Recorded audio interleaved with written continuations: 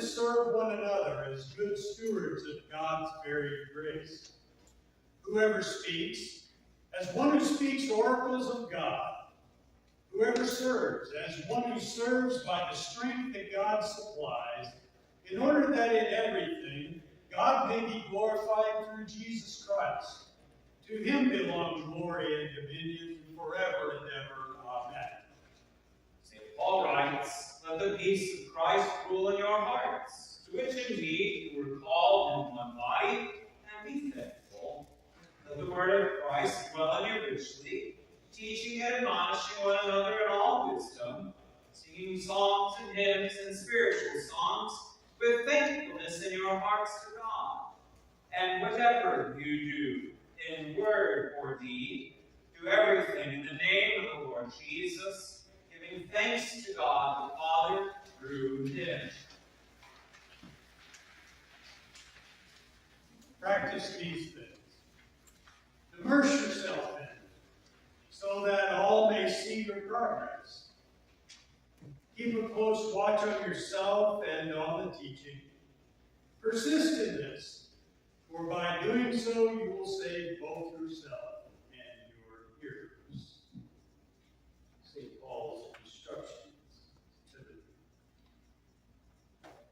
Peter Candreva.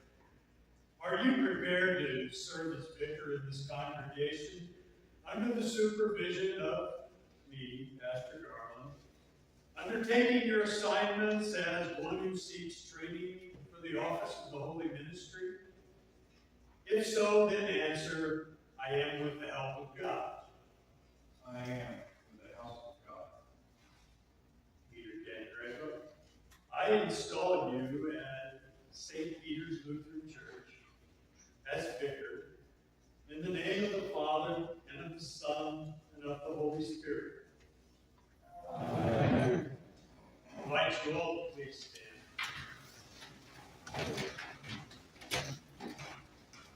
Let us pray. Almighty God, our Father, you send laborers into your hearts. Grant your blessing to Peter, who now begins his vicarage in this congregation, so that your word may bear much fruit for the growth of your church.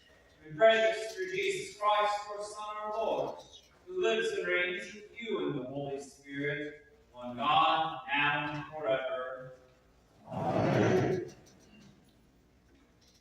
Go in the name of the Lord.